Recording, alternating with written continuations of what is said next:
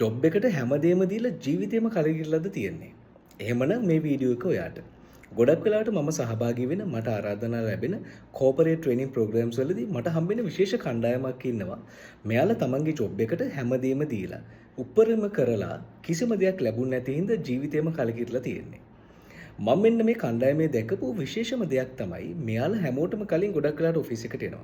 අනිත් අයට පස්සේ සමහරලාට ඔෆිස් එකනුත් යනවා. තමන්ගේ උප්පරිමයේම දීලා තමන්ගේ පුද්ගලික ජීවිතේ පවා තමන්ගේ රස්සාව වෙනුවෙන් කැප කරපු කණ්ඩායමක් මෙන්න මේ ගොඩේ ඉන්නවා. සමහරට ඔයත් එහෙම වෙන්නේ නැති.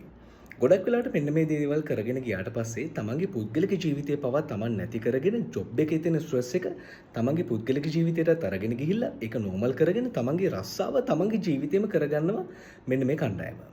එතකොට මෙහෙම වුණාට පස්සේ කාලයක් තිස්සේ මේ අධික විදිහට කැපකිරීමෙන් දේවල් කරනකොට සමහරලාට ප්‍රොමෝෂන් ලිස්ට් එකේ නම නැති වෙනකොට තමන්ට කැපිලිනකොට කොයිතරම් දේවල් කරත් තමන්ට අර ලැබෙන්න ඕනි කියලා හිතාගෙන ඉන්න දේවල් ලැබෙන්නේ නැතිකොට මිනිස්සු කලකිරෙන්න පටන් ගන්නවා. ගොඩක් වෙලාවට අපි මිනිස්සුන්ට වෙන්න උන ප්‍රශ්නේ. ඔන්න හේතුව නිසා මම ඔයාට මෙන්න මේ කතාව කියන්නේ.